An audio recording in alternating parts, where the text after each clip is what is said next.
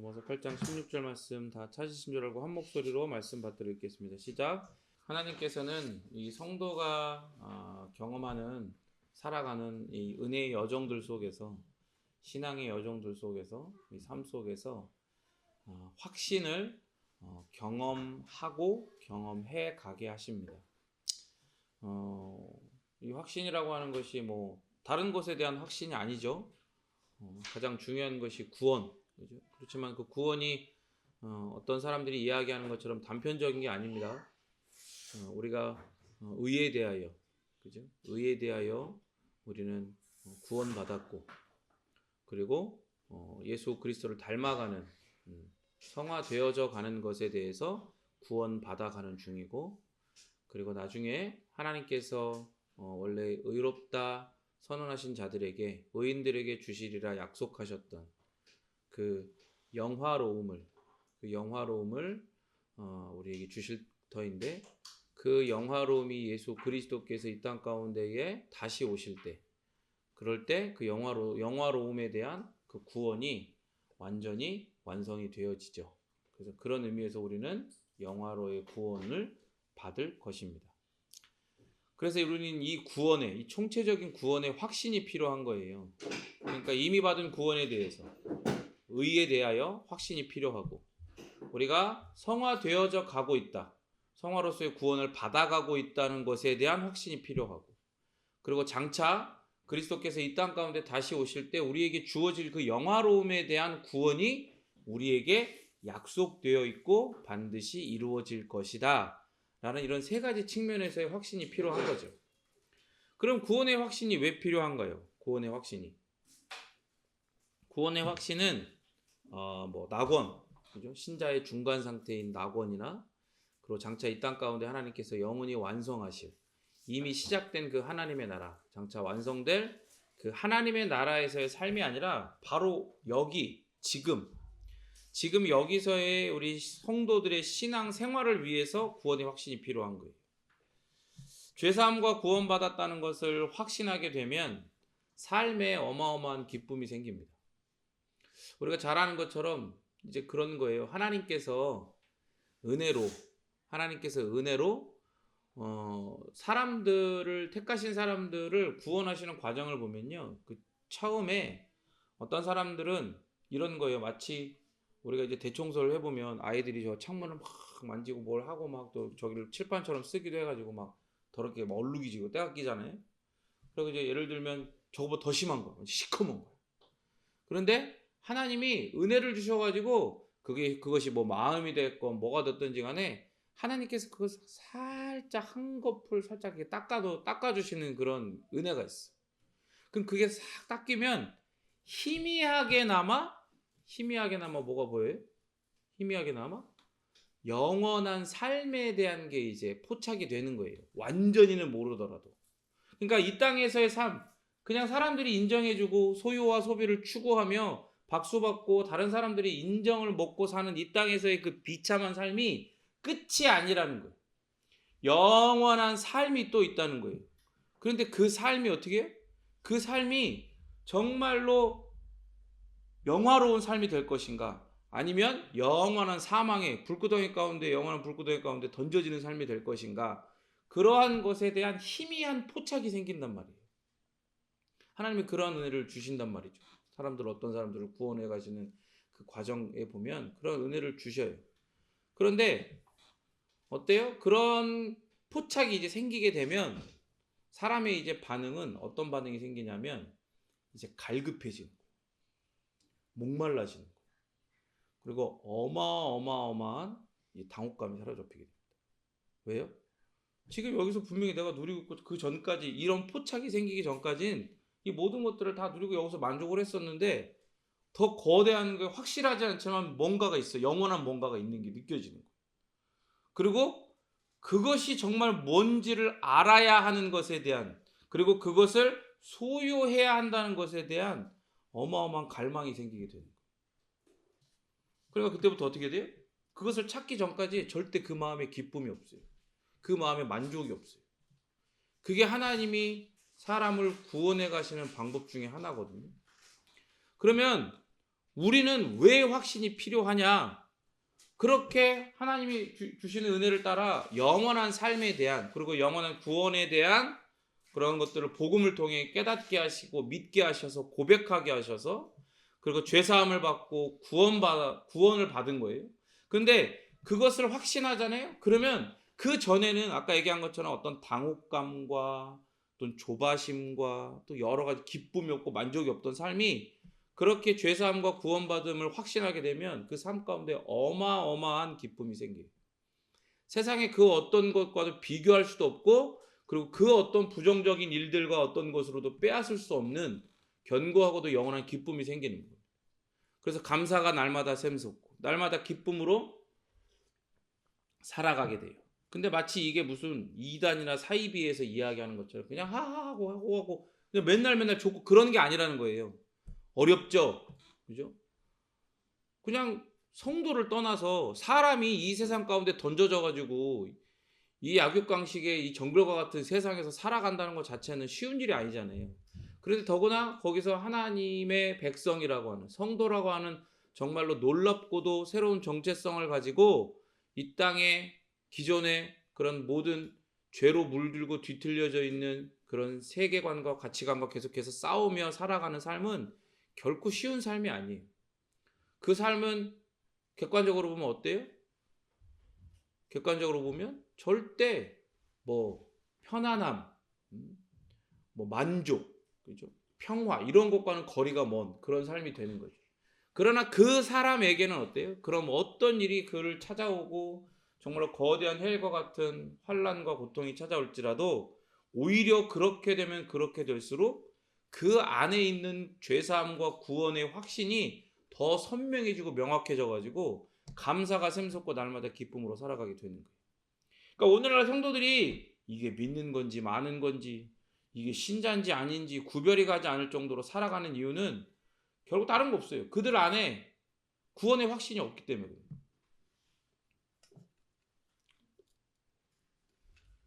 그래서 많은 선교단체들이 처음에 이제 사람들에게 뭐 전도를 하고 해서 이제 그 선교단체 안으로 이제 사람이 유입이 되잖아요. 그러면 제일 먼저 제자 훈련을 딱 이게 그 시켜요. 단계를 밟아가면서. 그러면 첫 번째 모든 이제 선교단체 제자 훈련 과정에서 구원의 확신을 제일 먼저 가르치는 거예요. 제일 먼저. 그래서 구원의 확신이 있어야, 그 확신이 있어야 다른 사람한테 가서 나를 구원하신 예수 그리스도를 전할 거니까.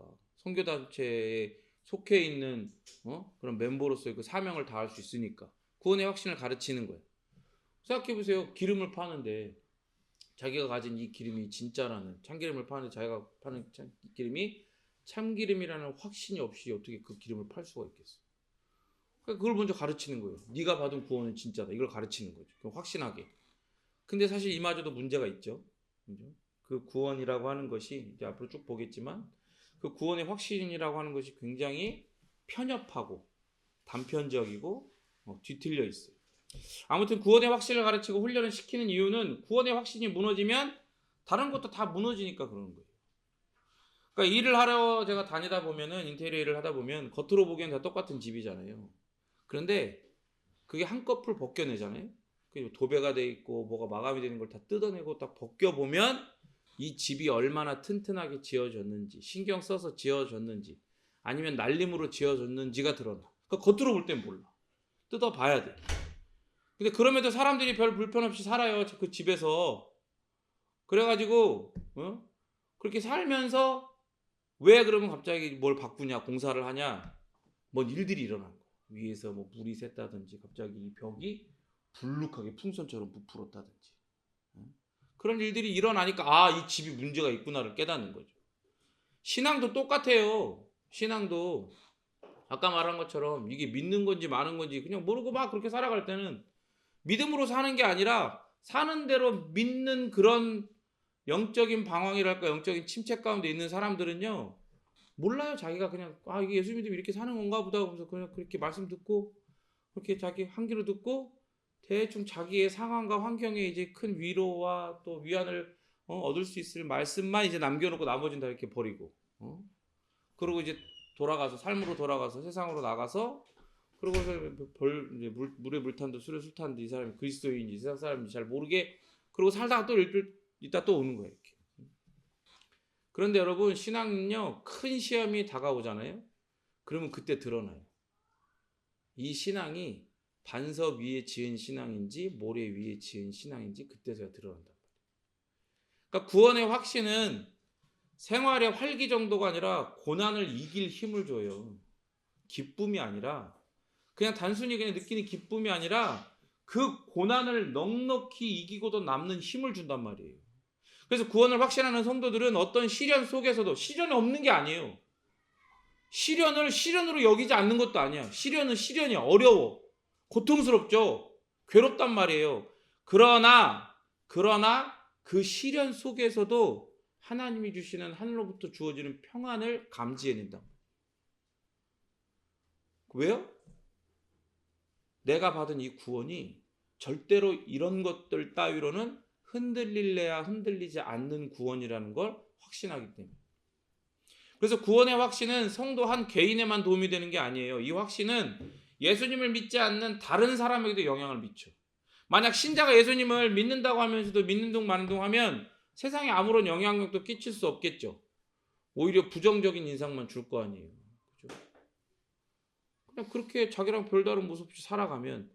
그런데 이런 거예요. 그렇다고 해서 그러면 예수 믿는 사람이 그럼 정말로 이 세상 사람들도 다 인정할 만한 그런 스펙과 그런 영향력을 가져가지고 먼저 더 높은 고지에 올라가야 더 많은 사람들에게 그런 그리스도인으로서 성도로서 영향을 끼치고 하나님 나라를 위해 복음을 전하고 그렇게 되느냐? 그건 헛소리예요. 만약에 그게 맞다고 한다면 그럼 고지론이라고 하는데 그게 맞다고 한다면 그게 이제 언뜻 들어서 논리적으로는 맞는 말 같잖아요. 근데 이거는 세상 방법, 세상 논리라는 거예요. 하나님의 방법, 하나님의 논리는 어때요? 예수 그리스도를 로마의 황제의 아들로 보내는 게 아니라, 그죠? 이름 없는 목수의 아들로, 처녀에게로, 그리고 좋은 그런 좋은 요람이 아니라 어디에요? 구유에다가 짐승들 먹는 밥 먹고 물 먹는 그 통에다가 나게 하시는 거예요. 그게 하나님의 방법인 거예요.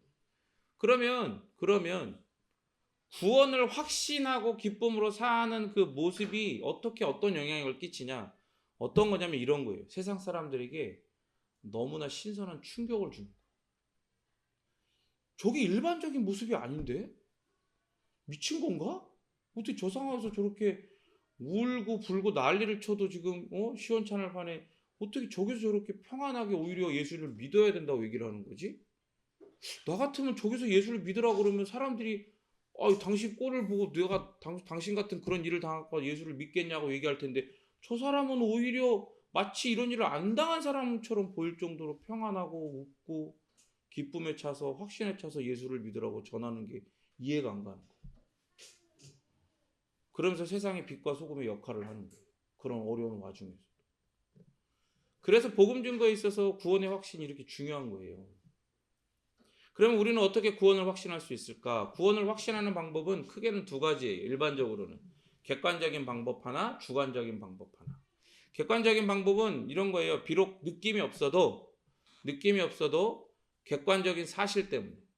그러니까 복음이 가지고 오는 성경이 가르쳐주는 그 객관적인 사실 때문에 내가 구원받았다는 것을 이해하고 인정하고 받아들이는 겁니다. 그러니까 주관적인 방법은 뭐예요? 실제적인 체험을 통해 구원을 확신하는 거예요. 그래서 로이드 존스 목사님이 어떤 병이 든 나이 많은 전도자를 병문을 갔어요. 그 전도자라고 하는 건 그냥 그 일반 어떤 목회자가 아닌데 그 복음을 위해 헌신해서 그 복음을 계속해서 예수 그리스도 이름을 복음을 전하고 다니는 거예요. 평생을. 그 일에 헌신된 사람을 이야기해요. 이 사람이 병문을 갔는데 이 사람이 구원의 확신이 없어서 막 두렵다고 로이드 존스 목사님한테 그렇게 막 이야기를 하는 거예요. 불안해하면서. 그래서 로이드 존스 목사님이 물어보는 거예요. 왜 이렇게 불안해요? 그러니까 이 사람이 이렇게 나는 지금까지 내가 전도한 이 복음의 모든 내용을 확신합니다. 로이드 존스 목사님이 또 물어요. 근데 왜 불안해하죠? 복음의 진리를 객관적으로 확신을 하는데요. 지금 제 마음에 기쁨이 없어요. 그렇게 얘기를 하는 거예요. 이게 뭐예요? 자기가 전한 내용은 나는 분명히 이해하고 동의하고 믿고 있지만 그 믿는다는 것이 지금 내 마음에 기쁨으로 다가오지는 않는다는 거예요. 그러면 일반적으로 이런 얘기를 하잖아요. 그러면 덮어놓고 그럼 믿는 거 아니다 이렇게 얘기하거든요. 근데 그게 아니에요. 복음 진리를 객관적으로는 확신하죠. 근데 주관적으로 확신하지 못해서 마음의 기쁨을 누리지 못하는 거예요. 성경을 통한 구원의 확신이 이런 거예요. 성경이 말씀하는 게 하나님의 약속이기 때문에 믿는다. 그건 객관적인 믿음이에요. 왜냐면 내가 이걸 만들어낸 게 아니라 하나님이 만드셨고 하나님은 자존하시며 그리고 하나님은 영원하시고 전능하시며 불변하시니까 그런 분이 만드신 이 구원과 그런 분이 나에게 이 구원을 선물하셨다는 건 그거는 충분히 믿을 만하다. 확신할 만하다. 그렇게 하는 거예요. 그게 객관적인 믿음이에요. 그러나 아직 자신의 마음에는 이 객관적인 확신과 믿음 가운데에 이 마음이 그렇게 막 동하지 않는 거예요. 동하지 않는. 어떤 변화가 아직 없는 거예요. 그래서 성경은 이 지적 동의와 체험을 동시에 말해요. 확신을 이야기하면서 그 두 개가 동시에 같이 있는 거다.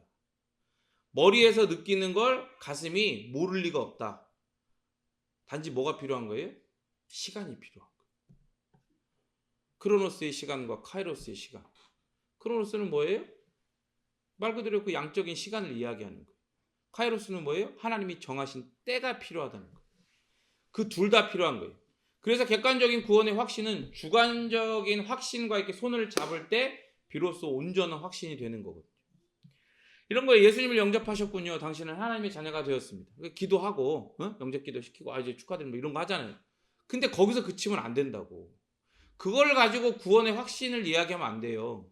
거기서 멈추는 게 아니라 예수님을 영접하셨군요. 당신은 앞으로 성경이 약속한 변화들을 체험하게 될 겁니다. 그러니까 객관적인 이 복음의 내용에 대한 동의와 확신과 믿음을 고백했다면 그러면 당신은 이제 주관적으로도 그것을 확신하고 믿게 될 것입니다. 라고 이야기를 해야 된다. 이렇게 되어야 우리가 구원의 확신을 살필 때 성경에서 뿐만 아니라 내 삶과 그리고 내 마음 깊은 곳에서부터 무슨 일이 일어났는지 그리고 일어나고 있는지 그리고 일어나게 될지를 확인하고 기대할 수가 있는 거예요. 사도 요한이 바로 이 분야, 바로 체험에 대한 이 주관적 확신을 점검하는 전문가였어요. 그래서 사도 요한의 이 서신들, 요한복음, 그리고 또 요한 1, 2, 3서, 그리고 요한계시록 이런 걸 보면 주관적 확신을 점검하는 사항 세 가지를 말해요. 첫 번째, 믿음이 있냐. 두 번째, 형제를 사랑하냐. 세 번째, 계명에 순종하냐. 그게 뭐예요? 믿음, 사랑, 순종. 따라합니다. 믿음, 사랑, 순종.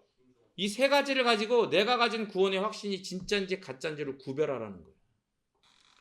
네 속에서 그리고 너의 삶에서 믿음이 일어나고 형제를 사랑함이 나타나고 계명의 순종함이 실제적으로 일어나고 있는지 그걸 가지고 네가 진짜로 객관적인 복음을 통해 너에게 객관적인 구원의 확신을 주신 것에 대해서 너의 마음과 너의 모든 것들이 반응을 하고 있는지 주관적으로 그것들을 경험을 하고 있는지 그걸 확인하라는 거예요. 그래야 그게 뭐라는 거예요? 그게 진정한 구원의 확신 가운데로 가고 있다는 증거가 되니까. 그러니까 믿음, 사랑, 순종을 가지고 내가 가진 구원의 확신이 진짜냐 가짜냐 이걸 구별하라는 거예요. 그래서 예수님을 믿고 나면 자연스럽게 생활 가운데 열매가 맺어집니다. 근데 여기서 말하는 자연스럽다는 건 오해가 있어요. 이 자연스럽다는 건 나에게 자연스러운 게 아니에요. 누구에게 자연스러운 거예요? 우리 안에 그리스도를 통해 하나님이 약속하신 모든 복에 대한 보증, 약속에 대한 보증으로 우리 가운데 내주에 계시는 영원히 거하시는 성령 하나님에게 자연스러운 거예요. 아시겠죠? 그래서 그 성령 하나님이 나로 하여금 어떻게 해요? 예수님을 믿고 나면 자연스럽게 생활 가운데에 열매가 맺어지도록 내 속에 여전한 옛본성의 그 영향력들을 드러내고 이게 바로 네가 싸워야 될 거야 라는 것을 선명하게 깨닫게 하시고 말씀을 붙들게 하시고 말씀 앞에 나가게 하시고 말씀 앞에 거하게 하시고 그리고 말씀으로 싸우며 어떻게 해요? 피 흘리기까지 그렇게 스트러글하고 싸우고 결국에는 그렇게 삶 가운데에 자연스럽게 그리스도를 닮는 성령의 열매가 맺어지게 하시는 그런 의미에서 자연스럽다. 그래서 이런 열매를 보고 구원을 확신하는 게 주관적인 확신이에요. 그러니까 생각해 보세요, 여러분. 이런 확신이 없으면, 주관적 확신이 없으면 그냥 객관적인 그냥 확신만 가지고 마음에는 아무런 변화가 없는데, 마음에는 아무런 체험이 없는데 그냥 나는 확신해 그래서 복음을 전해요. 이게 굉장히 위험한 거거든요. 그리고 사람이요, 정서적인 존재라서 그렇게 주관적 체험 없이 객관적인 진리를 전하고 그렇게 따라가 살다 보면 어떻게 돼요? 자기는 그렇게 아니야, 나는 괜찮아, 나는 확신해 라고 얘기해도 조금씩 어떻게 그 믿음이 이렇게 후퇴하는 거예요. 사그러드는 거예요. 그거예요. 그러니까 객관적 확신만 있는 게 아니라 이 객관적 확신이 뭐 어떤 역할을 하는 거예요? 울타리 역할을 하는 거예요. 울타리 역할을 해가지고 이 밖에서 나의 믿음을 빼앗으려고 하는 이런 모든 악한 세력으로부터 보호해주고 내 안에서 이것들을 더욱더 어떻게 해요? 확신하는 또 기뻐하게 하는 그런 건강한 주관적인 확신을 경험하며 그리고 계속해서 그 열매를 맺어가게 하는 거예요. 그러니까 객관적인 이 확신이 울타리가 되고 그 울타리 안에서 선을 넘지 않는 건강한 주관적인 체험, 확신을 경험하게 한다. 그러니까 객관적인 확신이 없어요. 하나님에 대한 지식이 없어. 하나님이 어떤 분인지, 하나님의 뜻이 뭔지 그런 걸 잘 몰라. 그럼 어떻게 되는 거예요? 이제 그럼 맛이 가는 거예요. 주관적인 경험만 막 그렇게 계속해서 추구하게 되는 거예요. 그러다 보면 어떻게 되는 거예요? 이제 뭐 빛 보러 다니는 거예요. 빛을 보러 다니고 여기 봐라 쓰러진다. 팔탁 늘어난다. 이렇게 늘어난다. 별 쇼를 다 하는 거예요. 그래서 로이드 존스 목사님의 회심 설교를 듣고 제가 자주 인용하는 그 예화인데 그 회심에 대한 설교를 듣고 어떤 사람들이 찾아와서 어떤 사람이 와가지고 자기가 오늘 말씀 듣고 목사님 말씀 듣고 드디어 확실하게 회심했습니다. 그러니까 로이드 존스 목사님이 뭐라고 그랬어요? 두고 봅시다. 두고 봅시다.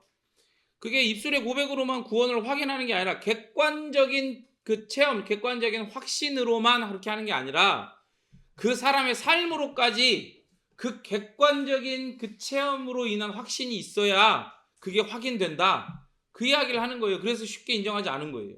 주관적인 구원의 확신에 필요한 증거는 그런 외적으로 보이는 행동이나 그런 것들뿐만이 아니라 마음속으로도 어떤 생각과 마음을 품는지 그런 것들을 살펴봐야 되는 거죠. 그래서 이제 어떤 변화들이 일어나느냐. 심령이 가난한가, 더욱더 애통해 가고 있는가, 온유해지고 있는가, 의에 줄이고 목마른가, 이런 부분들이 점검이 돼야 된다는 거예요. 근데 이 부분에 대해서는 다음 주에 이제 광고하겠지만 연합 예배거든요. 다음 주가. 그 연합 예배에서 제가 설교할 차례여서 더욱 자세하게 다루도록 하겠습니다. 그러니까 이런 것들이 결국 뭡니까? 예수님을 믿는다고 하면서도 예수님께서 말씀하신 그 마음에 하나님께 대한 이런 갈망, 그죠? 그런 갈망이 전혀 없으면 이런 뭐 애통하겠어요? 마음이 가난해지겠어요? 마음이 청결해지겠어요? 그거는 그냥 마치 무슨 불교에서 뭘 버려라, 비워라. 그래 너를 깨끗하게 해라. 진리를 추구해. 도를 찾아라. 그런 걸로는 이룰 수가 없는 거예요. 그런 걸로 애통해지고 마음이 가난해지고 그럴 수가 없는 거거든요. 팔복은요. 그런 식으로 얻어지는 게 아니에요. 뭐 결론적으로 우리는 알고 있지만 팔복은 이미 그리스도께서 당신의 의 안에서 우리에게 주신 거예요. 그죠? 어떤 상자에 담아서? 십계명이라는 상자에 담아서. 그 십계명이 뭐가 돼요? 우리의 삶의 틀이 되는 거죠. 그러니까 예수를 믿는다고 하면서도 예수님이 말씀하신 이런 하나님에 대한 갈망이 그 마음 가운데서 전혀 발견되지 않아. 그러면 그 사람은 자기가 진짜 구원받았는지 재검토를 해야 됩니다. 아니 베이커리 카페에 쇼케이스 안에 진짜 먹음직스러운 케이크들이 쫙 있는 거야. 그리고 셰프한테 다 들었어. 이게 어떻게 만들어지고 어떤 레시피로 어떤 재료로 어떤 맛 그것도 다 알아. 근데 먹어봤냐고. 안 먹어봤잖아. 안 먹어본 사람은 그걸 아는 거예요? 그건 진짜 모르는 거란 말이야. 그래서 구원받은 신자의 마음에는 팔복과 같은 마음의 변화가 생겨요. 그 마음이 변화돼야 어떻게 되는 거예요? 삶도 변하는 거예요. 마음이 변해야 진짜 삶이 변하는 거예요. 삶이 변한 척 흉내는 낼 수 있어도 절대로 마음이 변해서 일어나는 삶의 변화가 가지고 오는 맺게 하는 성령의 열매는 절대 맺을 수 없는 겁니다. 그리고 지속적이지 않아 그런 변화. 흉내내는 변화. 그래서 티끌만큼도 하나님에 대한 영적인 갈망이 없다? 그러면 그 확신에 대해서 의심을 해봐야 되는 거예요.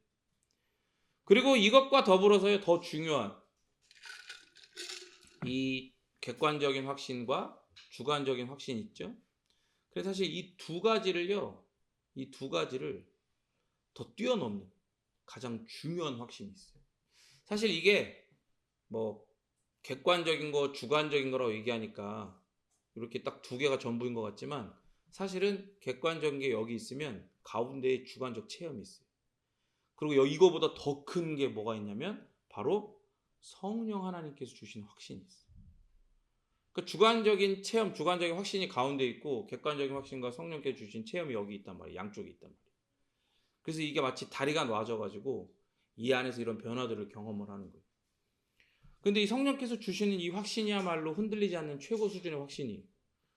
그 부인할 수 없을 정도로 강력하게 성령 하나님께서 확신을 주시는 건데 이걸 가리켜 성령 하나님의 직접적인 확신이라고 그래요. 그러니까 객관적이고 주관적이고 또 뭐예요? 직접적인 성령님의 확신이 있단 말이에요. 그래서 오늘 말씀 뭐라고 그랬습니까? 말씀 다시 한번 읽겠습니다. 시작.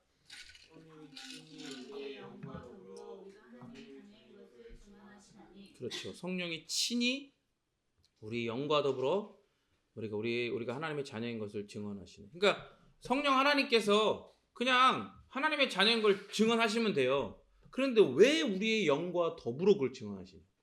자, 아까 뭐라고 그랬어요? 객관적인 확신이 여기 있고 주관적인 확신이 여기 있고 성령께 주신 확신이 여기 있죠. 직접적인 확신. 그런데 이 확신이 어디서 경험이 돼요? 이 주관적인 확신에서 이 두 가지가 한꺼번에 이제 경험이 되는 거예요. 거기서 완성이 되는 거예요. 쉽게 얘기하면. 여기에 있던 이 지식, 마치 쇼케이스에 들어있는 모든 케이크에 대한 지식이 먹어보질 않았잖아. 그죠? 먹어보질 않았어. 근데 가운데에서 자꾸 쳐다보고 냄새도 맡아보고 다 해본 거야. 근데 뭐만 안 해봤어요? 먹어보질 않았다. 드디어 어떻게 하는 거예요? 먹게 하시는 거예요. 그래가지고 여기서 완성이 되어지는 거예요. 그러니까 지금까지 확신의 주체는요, 주로 우리 자신이었어요. 성경을 통해서 이 객관적인 확신이 주어지죠. 그리고 마음과 삶의 변화를 또 경험하면서 주관적인 확신을 경험한단 말이에요. 그런데 이 구원을 확신하는 주체가 이 두 가지다. 객관적인 거건 주관적인 거건 다 주체가 누구예요? 나잖아. 내가 하는 거잖아. 그런데 이제 이 놀라운 확신, 성령 하나님께서 주권적으로 주도하신 이 직접적인 확신은 오직 성령 하나님이 주권적으로 주도적으로 하시는 확신이란 말이에요. 그렇기 때문에 이런 확신이야말로 차원이 다른 수준 높은의 그런 구원의 확신이라고 할 수 있는 거예요. 그래서 교회사를 살펴보면 많은 믿음의 선배들이 이런 확신 가운데 살아갔던 것을 봐요. 조나단 에드워즈는 이렇게 얘기했어요. 1737년 묵상과 기도를 드리기 위해서 말을 타고 숲속으로 갔다. 말에서 내리는 순간 나는 특별한 광경을 보았다. 그것은 하나님 아들의 영광이었다. 그분의 은혜와 사랑 그리고 온유와 겸손을 보았다. 내 생각에는 그것이 약 1시간 동안 계속되었다. 그때 나는 크게 소리내어 울었다. 이런 체험이 바로 성령 하나님께서 그에게 직접 주시는 확신이라는 거예요. 성령 하나님이 하나님이셔. 하나님이시고 그가 나에게 놀라운 은혜들을 주시고 또 이미 나에게 그리스도 안에서 나에게 주어진 소유하게 하신 모든 복과 은혜에 대한 보증이 되시고 그리고 그것을 증거해 주시는 거예요. 근데 그거를 직접적인 이 확신케 하시는 이런 놀라운 은혜가 없으면 어떻게 되는 거예요? 그냥 객관적인 지식에만 그냥 머무르는 거예요. 그런 거다. 그게 점점 뭐가 되겠어? 직접적인 확신을 경험하지 않으면 그런 거다, 그런 건데, 그런 거래 이렇게 되는 거지. 그런 거래. 그러니까 처음에는 예수님 믿어야 돼. 그래야 구원받아. 예수님을 믿어야 되는 거래. 그래야 구원받는데. 응? 예수님을 믿으면 구원받을 수 있을 건데 그럴지도 몰라. 뭐 이렇게 되는 거 점점. 믿음이 어떻게 된다고 그랬어요? 후퇴한다. 이런 체험은요. 성도에게 누구나 있어요. 이게 중요한 거예요. 성도에게 있어. 그러니까 여러분 사실 간증이라고 하는 건 어떤 저는 개인적으로 공적인 자리, 특히 예배 자리나 이런 데서는 하는 거 아니라고 생각을 하는데 개인적으로는 다른 이들의 응? 다른 이들의 또 신앙이 약한 사람들 혹은 신앙의 침체나 그런 거에 빠져 있는 지체들을 돕기 위해서 이런 간증들을 할 수 있죠. 근데 이런 간증을 할 때 그 간증의 내용이 뭐여야겠어요? 간증의 내용이 뭐여야겠냐? 아까 얘기한 것처럼 객관적인 확신이 울타리가 돼야 돼요.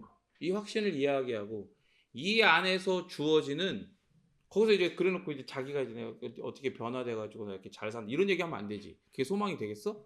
그 사람한테 잘난 척으로 들릴 수도 있잖아. 거기서 뭘 이야기해야 돼요? 객관적인 이런 복음을 통해 나에게 하나님이 어떠한 무시고 어떤 구원을 주신다고 이야기했고 너도 듣지 않았냐. 그런데 이게 성령 하나님께서 내 안에 이것을 깨닫게 하신 이런 놀라운 개인적인 그런 직접적인 체험이 있었다. 그래서 그것들 조심스럽게 함께 나누는 거죠. 그것들을 사모하게 하는 거예요. 여러분 그런 것들 여러분 다 뭐 말을 하긴 그렇지만 그런 경험들이 다 있잖아요. 그걸 있어야 돼. 그리고 계속해서 있어야 되는 거예요. 수많은 신앙의 선배들이 그리스도인들이 성도들이 이런 체험을 했고 하고 있고 하게 될 거예요. 이렇게 구원의 확신은 객관적 확신과 주관적 확신 그리고 성령 하나님께 주시는 확신 세 가지가 있어요. 그래서 확신에 대해서 웨스터민스터 신앙 고백이 이렇게 이야기합니다. 18장 은혜와 구원의 확신에 대하여 네 가지 주제를 가지고 이야기하거든요. 처음에 확신의 확실함에 대해서 이렇게 이야기하는 거예요. 비록 위선자들과 다른 거듭나지 못한 사람들은 하나님의 총애를 받아 구원의 상태에 있다는 거짓된 소망과 인간적인 추정으로 헛되이 스스로 속이기도 하지만 그들의 그러한 소망은 사라질 것이다. 그러니까 아무리 나와 다른 사람들을 그렇게 속이고 이런 거에 객관적인 사실을 들었어. 복음에 대한 객관적인 사실을 듣고 하나님 나를 어떻게 구원하신지에 대한 사람을 구원하신지에 대한 이야기를 들었어요. 그걸 가지고 자기가 확신을 하는 거야. 어떻게? 나는 주관적으로도 그걸 경험했고 경험하고 있고 성령 하나님이 나에게 그것을 경험하게 하셨다. 그게 스스로를 기만하는 거거든요. 자기는 아직 경험하지 않았는데. 그런데 어떻게 되는 거예요? 그렇게 자기가 인간적인 그런 것들 노력으로 그렇게 생각을 하면 어떻게 되는 거예요? 나와 다른 사람은 속일지라도 하나님은 못 속이거든요. 그러니까 어떻게 돼요? 소망이 사라지는 거예요. 뭐에 대한 소망? 구원과 하나님 나라의 입성에 대한 소망이 사라지겠지.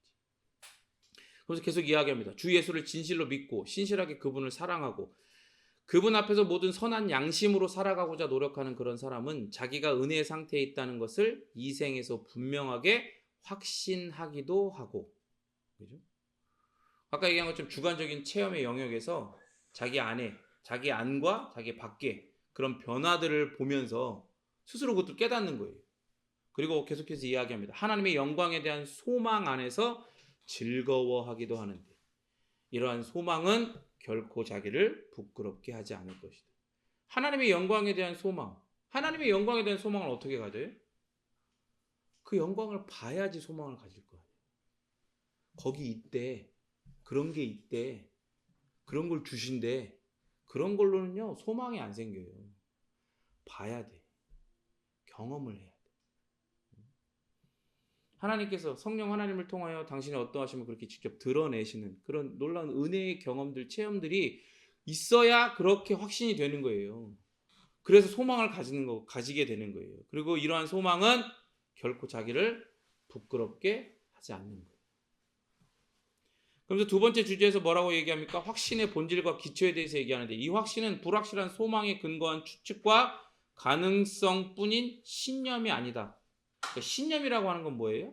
신념이라고 하는 건 자기의 사람의 인본주의적인 지정의를 가지고 만들어내는 결과물이 신념이에요. 근데 이 신념은 사람의 입장에서만 보면 때로는 굉장히 거대하게 느껴지기도 하죠. 이 신념 때문에 자기의 목숨도 아끼지 않는 사람들도 굉장히 많으니까. 근데 이렇게 때 계속 이야기해요. 다만 믿음의 절대적인 확신은 구원의 약속들에 대한 거룩한 진리에 기초합니다. 그러니까 이런 신념과 다르다 이 말이에요. 인본주의적으로 만들어내는 거짓된 확신, 그걸 뭐라고 읽어요? 신념이라고 하는데 그런 것과 다르다는 거예요. 믿음의 절대적인 확신은 가장 먼저는 구원의 약속들에 대한 거룩한 진리에 기초한다. 객관적인 확신에 기초한다. 그리고 그 약속들로 주신 은혜에 따릅니다. 내적 증거. 그 마음의 변화를 이야기해요. 그 마음이 변하니까 뭐가 변해요? 삶이 변하기 시작하는 거예요. 그래서 우리가 하나님의 자녀인 것을 우리의 영과 더불어 입증하시는 양자의 영의 증거에 기초한다. 양자의 영. 양자의 영이 뭐예요? 누가 양자야? 누가 양자야? 누가 양자야? 답을 모르면 옆 사람 쳐다봐봐. 그죠? 옆 사람 봐봐, 옆 사람. 네가 양자야. 우리를 양자 삼으시는 거예요. 누구를 통해? 성령 하나님을 통해. 그러니까 성령 하나님은 예수의 영, 하나님의 영이라고도 하지만 양자의 영이라고도 하시는 거예요. 그 양자의 영의 증거에 기초하는 거예요. 우리가 하나님의 자녀인 걸 우리의 영과 더불어 입증하신다. 그래서 이 성령은 우리가 받을 기업의 보증이신데, 장차 우리에게 약속하신, 그리스도 안에서 약속하신 모든 놀라운 복과 또 그런 놀라운 유산들, 모든 것들을 우리에게 이미 주셨다. 하나님의 때가 되면 그것들이 다 너에게 확실하게 드러나게 될 것이다. 그런 보증을 하신단 말이에요, 성령님이. 그리고 그분에 의하여 우리가 구속의 날까지 인치심을 받았다. 도장 찍었다 끝났다는 거예요, 이게. 하나님께서는 성령 하나님을 통하여. 그래서 확신에 대한 이제 또 있어요. 또 세 번째와 네 번째가 있는데 계속해서 설교를 통해서 말씀을 드리겠습니다. 그러니까 이런 구원의 확신을 위해서요. 우리가 이제 지난 시간 얘기했던 요한 웨슬리 있잖아요. 요한 웨슬리도 몇 년을 애를 쓰면서 계속해서 그걸 찾았어. 기다리고 괴로워. 또 조지 위필드라고는 또 유명한 또 신앙의 선배도 마찬가지. 근데 그렇지 않은 사람이 없었다니까요.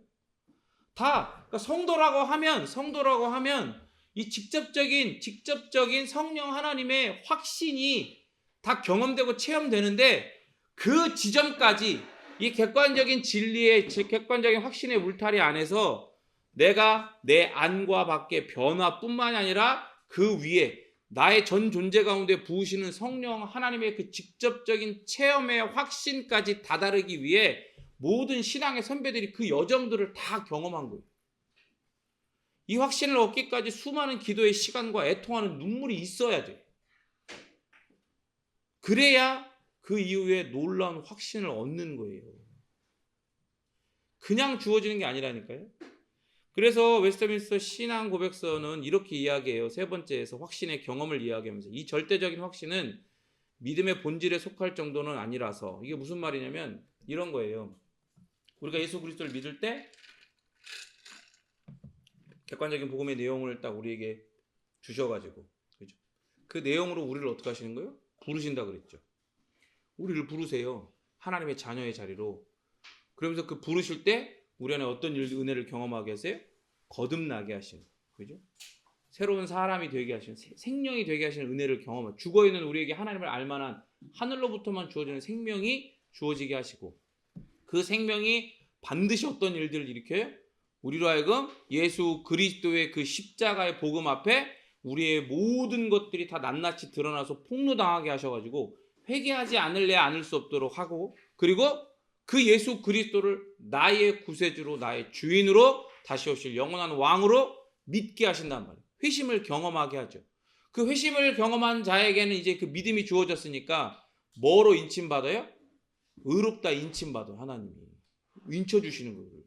너는 그리스도 안에 믿음에 연합되어 있으니까 그리스도에게만, 예수에게만 있는 그 의가 너에게도 있다. 그래서 너는 이제 죄인이 아니라 영원히 뭐다? 의인이다. 그죠? 그게 보세요. 믿을 때 이 앞 뒤에 이런 일들이 싹 일어나죠. 그죠? 일어난단 말이에요. 그러나 이 확신은 그때 같이 일어나는 게 아니야. 무슨 말인지 알겠어요? 이 성령 하나님께서 일으키셔가지고 완성하시는 이 확신의 총체적인 완성되는 이 확신은 그때 일어나는 일들이 아니라고요. 그런 의미에서 믿음의 본질에 속할 정도는 아니라고 얘기하는 거예요. 그래서 계속 이야기합니다. 참된 신자라도 확신에 참여하기까지 오래 기다리고 많은 어려움과 싸우기도 한다. 그러나 그는 하나님께서 자기에게 값없이 주시는 것들을 성령으로 알게 되어 이상한 계시 없이도, 이게 중요해요. 요즘 시대에 더 이상한 계시 없이도 일상적인 수단을 적절하게 사용하여 확신에 이를 수 있다. 그러므로 자기의 부르심과 택하심을 확인하려고 최대한 힘쓰는 것은 모든 사람의 의무이다. 그러니까 내가 객관적인 구원을 확신하는 거, 그리고 이것이 나에게 그 믿음으로 말미암아 내 안과 밖에 이렇게 점점 더 변화되어지고 열매들을 맺어가는 그런 와중에서 그냥 단순히 거기서 다 됐네 라고 생각하면서 머물면 안주하면 안 된다는 거예요. 어디까지 가야 된다는 거예요? 어디까지요? 그 부르심과 택하심을 확인하려고 최대한 힘쓰는 것이, 그게 바로 구원받은 자들, 확신하는 자들, 확신해야 할 자들의 성도의 의무라는 거예요. 그래서 그것에 의하여 성령 안에서 평안과 기쁨으로, 하나님께 대한 사랑과 감사로, 순종의 의무에서 강함과 활기참으로 자기 마음을 넓혀야 한다. 이 확신은 조금도 사람들을 방종에 기울게 하지 않고 이렇게 합당한 열매들을 맺는다라고 이야기합니다. 그러니까 구원의 확신을요, 막연히 기다린다고 얻을 수 있는 게 아니에요.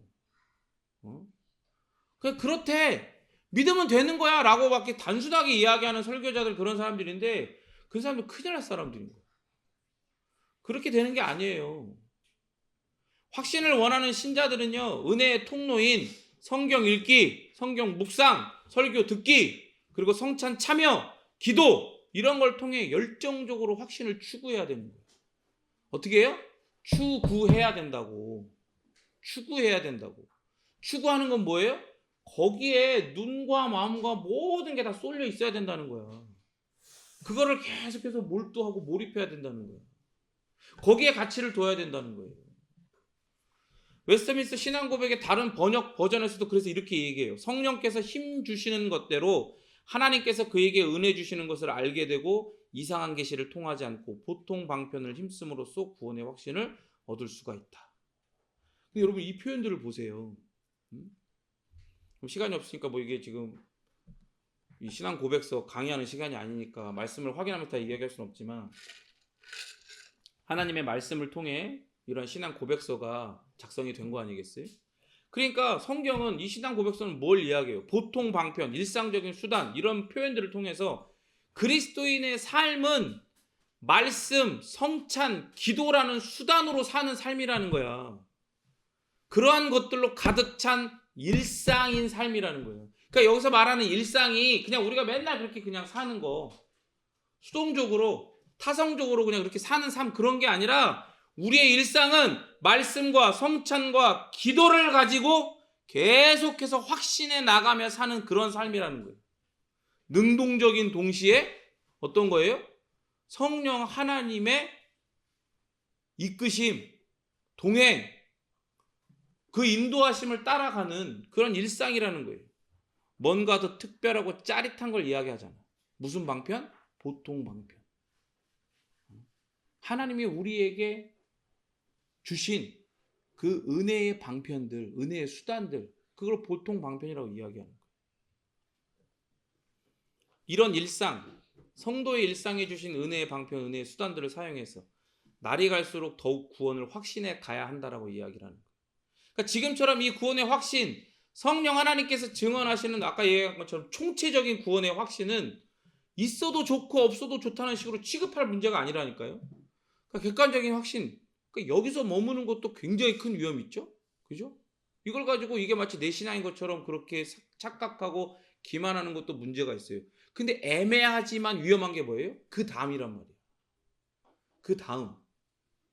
주관적인 체험의 영역에서 내 마음이 변한 거야. 내 기호가 변한 거야. 그죠?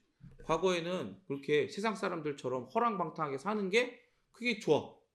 혹은 그렇게 비도덕적이거나 조금 거기 왔다 갔다 하는 그런 삶은 아니라 할지라도 세상에서 추구하는 거, 소유와 소비, 그리고 나를 높이는 그런 삶을 여전히 추구하는 것에서 조금 벗어난 거야. 그게 이제 나의 기호, 내가 원하는 삶의 방식, 내가 추구하는 삶, 이런 게 아닌 거야. 아니게 된 거야. 근데 보세요. 그렇다고 해서 거기서만 머물면 그게 위험하다는 거죠. 아까도 얘기했지만 변화는요, 뭐 할 수 있다고요? 흉내낼 수 있다니까. 변화는 흉내낼 수 있어요. 그러니까 여기와 여기서 다 됐다 이러고 그냥 성령 하나님의 이런 주권적이고 직접적인 확신 체험, 여기까지는 뭐 이야기하지 않는 거, 여기까지 가지 않아도 된다. 이게 있어도 좋고 없어도 좋다는 식으로 취급할 문제가 아니라고요. 그래서 베드로후서 1장 10절에 이렇게 이야기해요. 그러므로 형제들아 더욱 힘써. 뭘 하라고요? 뭘 해? 힘써. 그냥 힘쓰는 게 아니라 더욱 힘써. 너희의 부르심과 택하심을 굳게 하라. 너희가 이것을 행한즉 언제든지 실족하지 아니하리라. 그게 이게 무슨 말이에요? 객관적인 체험, 주관적인 체험 여기서 만족하면 어떻게 되는 거예요? 어떨 때는 실족할 수도 있다는 거예요. 거기에 언제든지 우리의 연약함과 우리의 허물이 거기에 껴들 자리가 있다는 거예요. 뭐 하라고요? 굳게 하라고. 굳게 하라고. 굳게 하려면 뭐가 필요해요? 굳게 하려면 성령 하나님의 직접적인 그런 확신이 필요한 거예요. 그래서 베드로 사도가 말씀하는 것처럼 더욱 힘써서 구해야 되는 게 바로 확신이에요. 이렇게 확신하게 될 때 그 결과를 웨스트민스터 신앙 고백은 뭐라고 이야기해요? 또 다른 버전으로 구원의 확신으로 말미암아 그 성령 안에서 마음이 화평과 기쁨으로 또한 하나님께 대한 감사와 사랑으로 충만케 되고 그 얘기는 뭐예요? 이 객관적인 확신, 주관적인 확신으로만은 그 안에 화평과 기쁨, 하나님께 대한 감사와 사랑이 있을 수 있어. 없다는 게 아니라요. 있을 수 있어요. 그런데 그것 가지고는 뭐가 안 되는 거예요? 충만해지진 않는 거예요. 그럼 보세요. 충만해지지 않으면 어떤 일들이 일어날까요?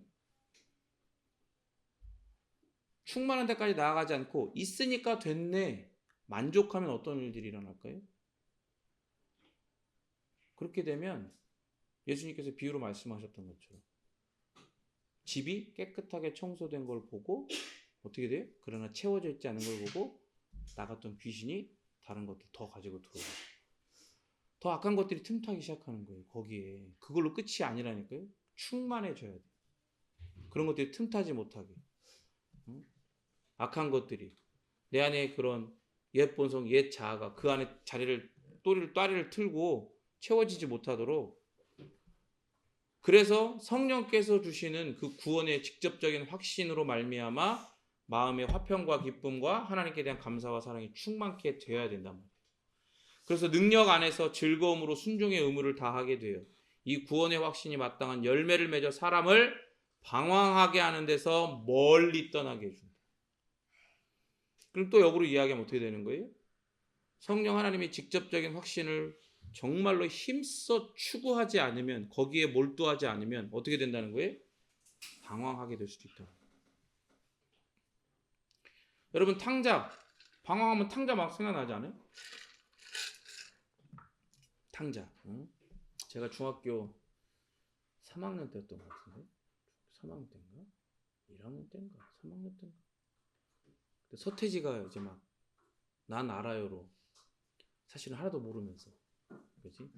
난 안다고 나왔고 획기적인 그 여름에 제가 CBS에서 하는 그 여름 캠프를 갔어요. 그러니까 우리 친구들 이제 중고등부 친구들 중학교 친구들 이제 같이 동기들이랑 옷을 맞춰 입고 응? 와 여자들 오니까 전국에서 여자들이 오니까 옷을 멋있게 입고 서태지 옷을 다 입고 간 거야.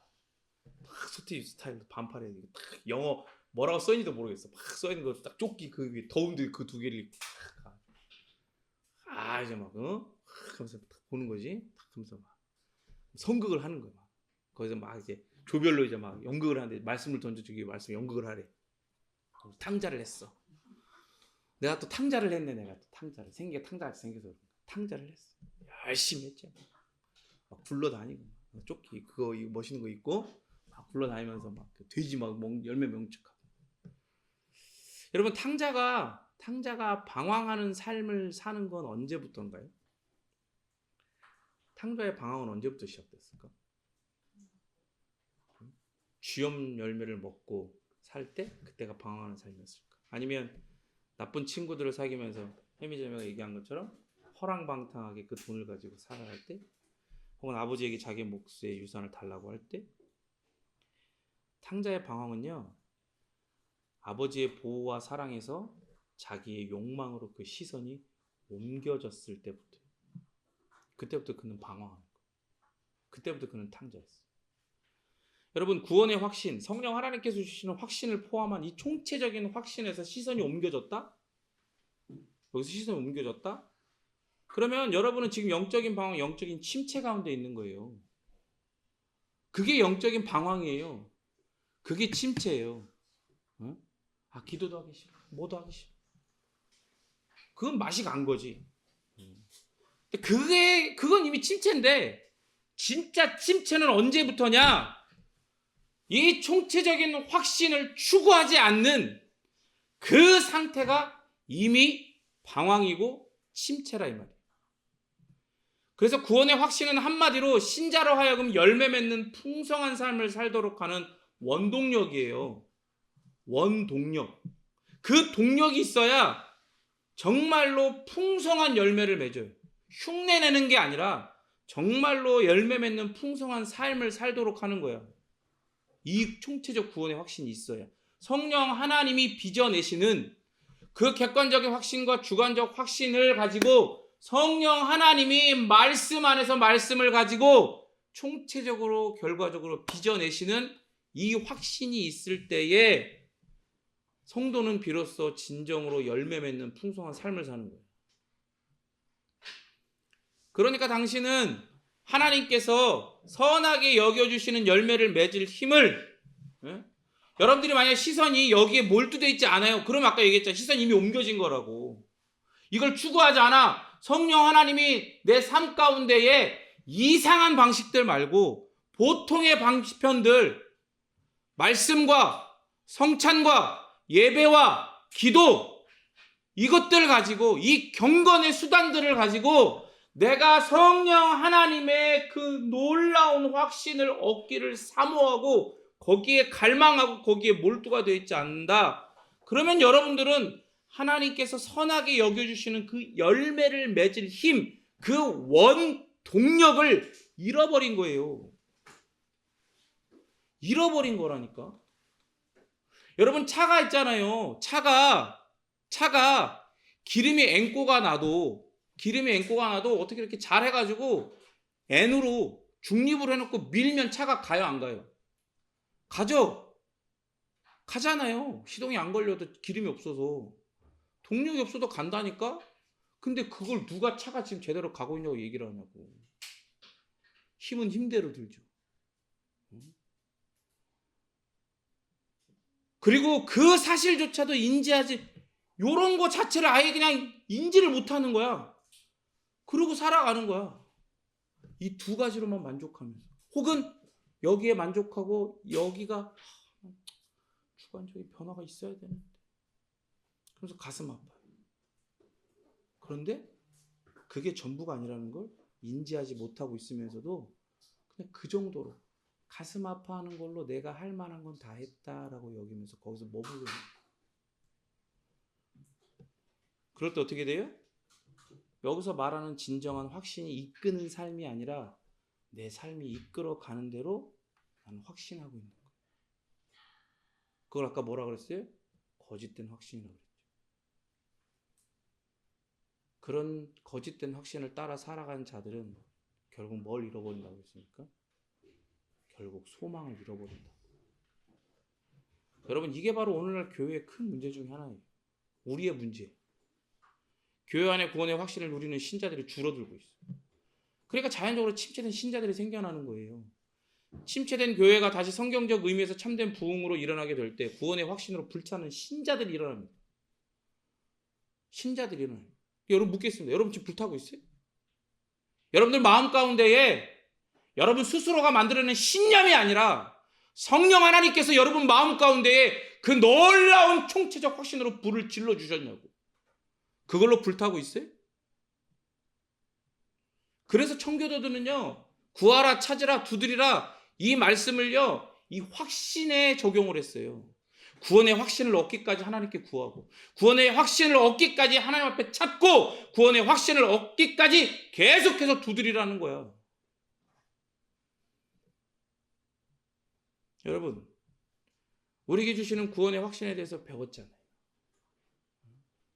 그럼 마치 밈에서 이야기하는 것처럼 용사요, 이 새끼 잠에서 깨어 일어나세요. 아니요, 성도요, 이제 일어나야 돼. 잠에서 깨서.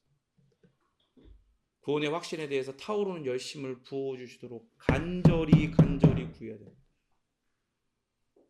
제발 여러분, 거짓된 평안, 흔들리는 확신, 혹 거짓된 확신에 그만 절여져 있어. 그만 절여져 있어. 계속 거기 있으면 어떻게 돼? 소금을 쫙 뿌려갖고 살아있는 새우에다가 탁 놓으면 처음엔 어때? 막 파닥파닥거리고 난리 부를 수 있지. 시간이 지나면 어떻게? 죽어. 가만히 있는 거야. 근데 거기서 더 시간이 지나면 어떻게 되는 줄 알아요? 사가버려. 냄새가 나. 근데 어때? 맛있잖아. 맛있죠? 새우젓 딱 그 수육 딱에 보쌈 딱 먹어. 얼마나 맛있어. 순댓국 딱 그 새우 딱 찍어 딱 먹으면 얼마나 맛있어. 여러분, 거짓된 확신, 거짓된 평안, 흔들리는 확신 이런 거에 절여져 있잖아요. 그러면 세상 사람들이면 뭐라 안 해요. 좋다. 교회 다니니까 좋네. 나도 한번 가볼까? 맛있네. 그렇게 되는 거예요. 성경을 통해, 자신의 마음과 삶의 변화를 통해, 그리고 무엇보다 우리가 지금 계속해서 이야기한 복된 성령 하나님의 그 증거를 통해 이 총체적인 구원의 확신함으로 하나님께서만이 주시는 그 구원의 풍성함을 누리는 자리. 그 자리가 도대체 무슨 자리예요? 그게 경건의 자리야. 그게 경건의 자리. 그 자리로 나와야 돼요. 응? 자신의 원래 정체성을 잊어버리고 정말로 부유하고 사랑까지 많은 그 아버지의 아들이라고 하는 정체성을 잊어버리고 쥐염 열매 따위나 먹으면서 안도하는 탕자의 그 쥐염 열매를 먹는 그 상황과 환경을 봐봐요. 단순히 그가 돈을 다 잃어버려서 그런 게 아니에요. 그때에 거기에 뭐가 들었어요? 큰 흉년이 들어왔어요. 사람들이 그 쥐염 열매도 못 먹고 굶어 죽는 사람들이 있는 거야. 근데 거기서 자기는 돈도 없어. 다 해버려가지고. 근데 거기서 뭐 하는 거예요? 쥐염 열매라도 먹는 거야. 그렇게 먹으면서 안도하는 현실과 상황에 매몰된 그 감겨있는 눈을 제발 뜨게 해달라고 하나님 앞에 긍휼을 구해야 돼. 하나님, 저를 긍휼히 여겨주십시오. 불쌍히 여겨주십시오. 그러면서 탕자가 어떻게 했어요?